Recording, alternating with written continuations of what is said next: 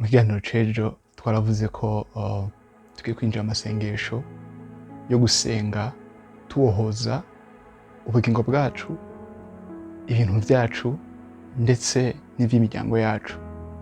Naravuze ko ari amasengesho azoba ameze nk'urugamba, ntazoba ameze nk'urugamba, ni urugamba rwo mu buryo bw'impwemu.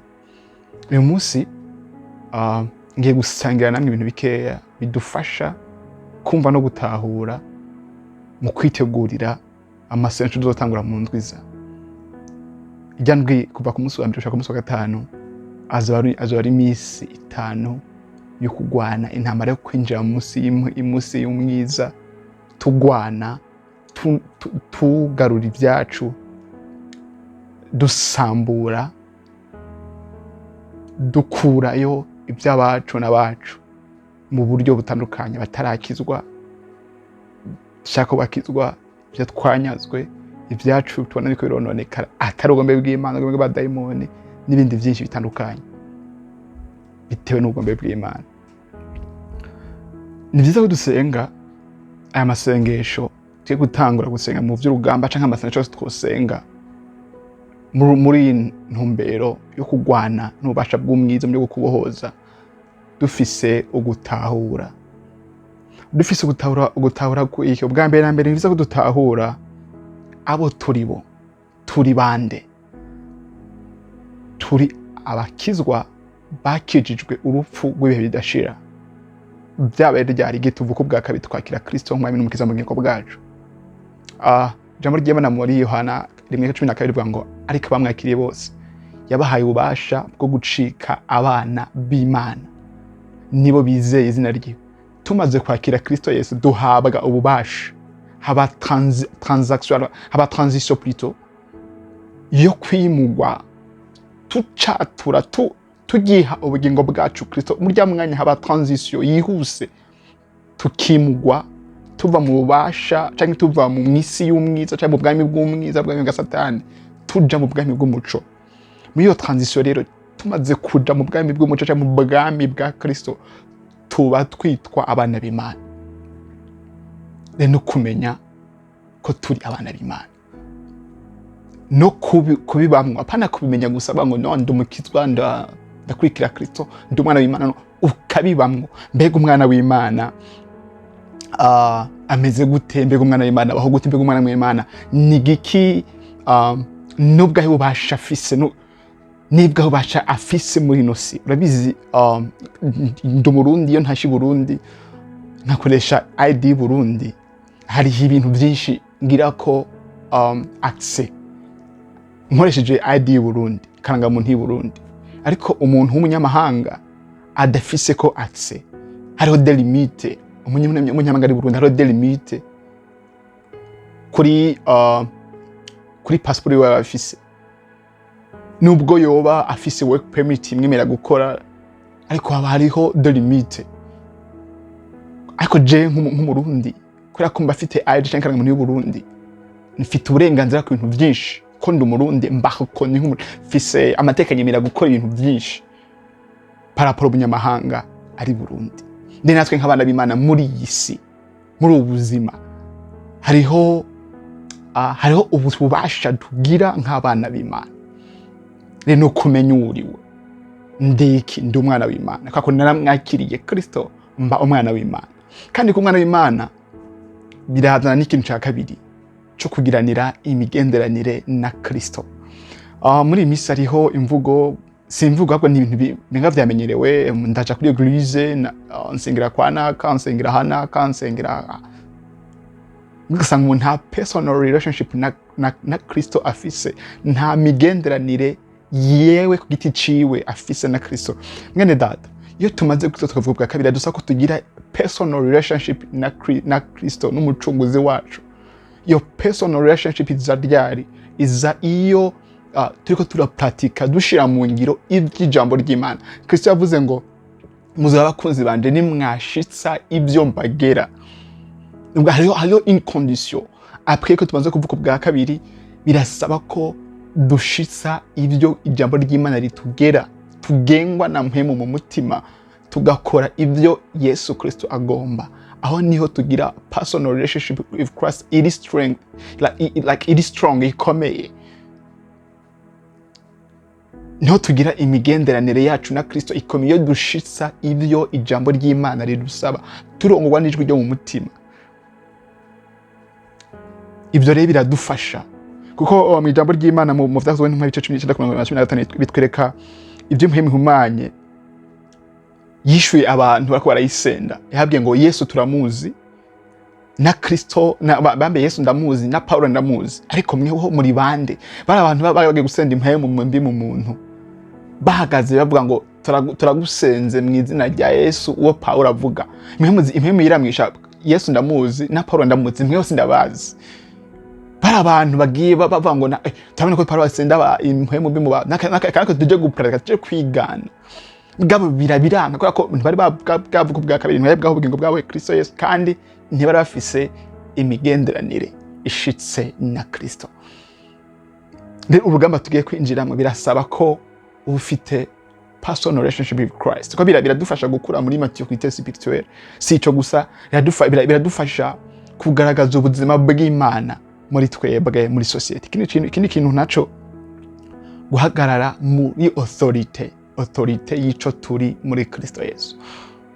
Paulo yavuze ni muri Galatiya ngo iyo Samura akiri umwana, ibice bine, iyo Samura akiri umwana ngo ibintu vye bihabwa ubushinzwe kumurebera, canke umuguardian we, canke umumedi we, umuyaya, canke umuboyezi, ibintu nk'ivyo, ngo kugeza igihe afise akuze.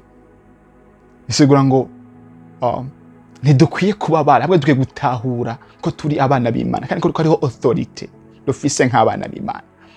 Ni muri iyo autorité duhagararamwo, dutegeka, dusenda, dusambuza ibyo ububasha bw'umwiza byose.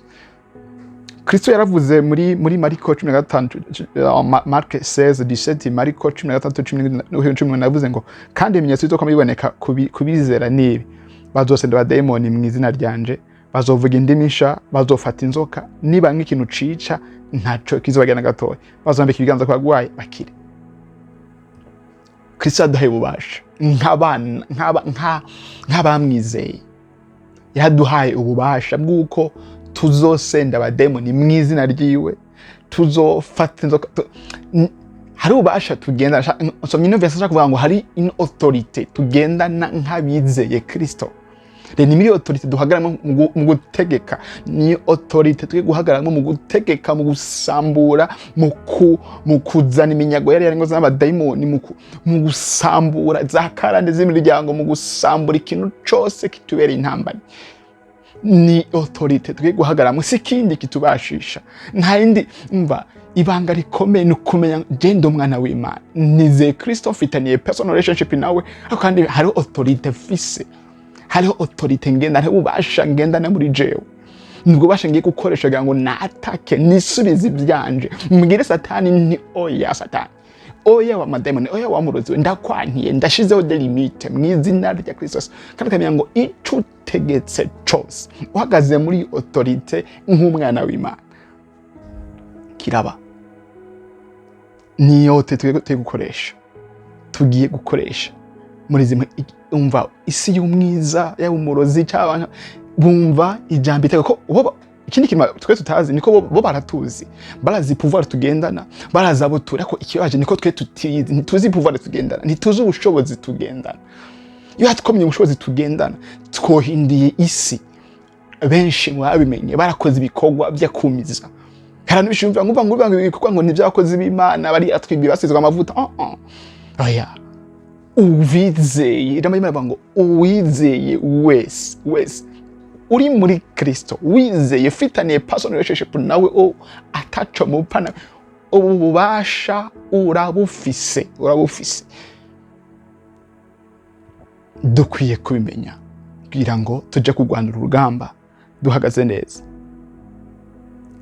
Irindi jambo noja kungira ko niri mu Vyakozwe n'Intumwa 16:18, Actes 16:18 ivuga ngo amara iminsi myinshi agenza atyo, ariko Paulo adundumiwe arahindukira abarira daimoni ati ndakubariye mu izina rya Yesu Kristo muvemwo. Amuvamwo muri ako kanya amuvamwo muri ako kanya. Reka nsubiremo, amara iminsi myinshi agenza atyo. Ariko Pawulo adundumiwe arahindukira abarira dayimoni ati ndakubariye mu izina rya Yesu Kristo muvemwo. Amuvamwo muri ako kanya. Ni ijambo ry'Imana rikwereka Pawulo akarasenda impwemu mbi mu mwigeme. Iyo mpwemu yari musesereje igendera ngo abantu n'abakozi b'Imana mubumbira babwira iby'inzira y'ubugingo ibintu byinshi. Mbwa Pawulo ijambo ry'Imana ntitubwira ngo Imana ibyanduye, yatubwiye ngo Pawulo adundumiwe. Ni Pawulo yadundumiwe kuko yari afise authority muri nk'umwana nk'uyize Kristo, aradundumirwa ategeka iyo mpwemu mbi iramuvamwo. Si Imana yadundumiwe, ni Pawulo. Mwene data, ndabizi wadundumiwe, ndabizi urababarwe n'ibyose.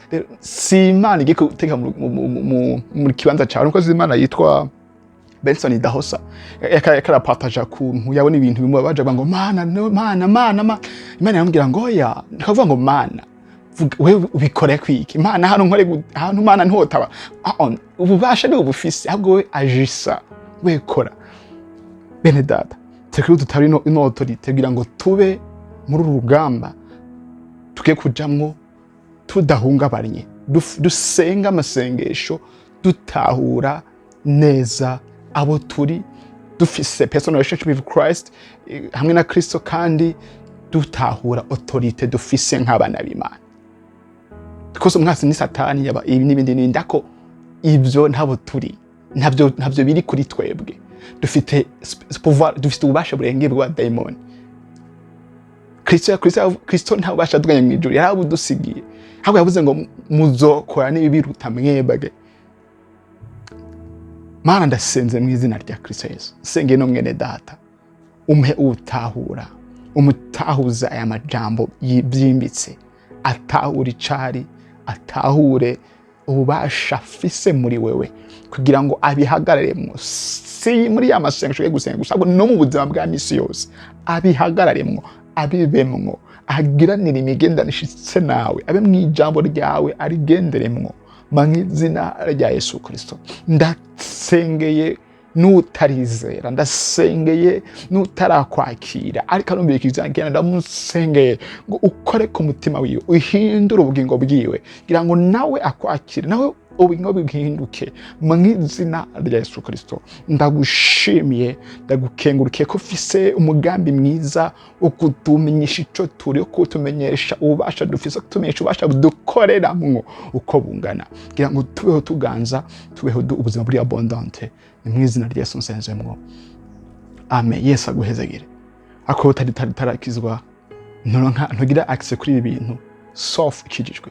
Jambo ry'Imana muri Yohana 1:10 ritubwira ngo abaka bamwakiriye bose isa kumanza kumwakira. Mwene ndaguhamagare kwakira Kristo ngo akubere mwemwe n'umukiza mu bugingo bwawe, akuganze guhera uyu munsi kugira ngo ugirwe ububasha bwo gucika umwana w'Imana. Kandi si cyo gusa, kandi iyo autorite umva duhagararamo mu gutegeka impwemu mbi no kugwaniza intambara zo muri bw'impwemu no kwa ubuzima bw'insinzi no ndetse si ico kibirengeye nuko twiteguye vuba cyane kuja kubana na Kristo.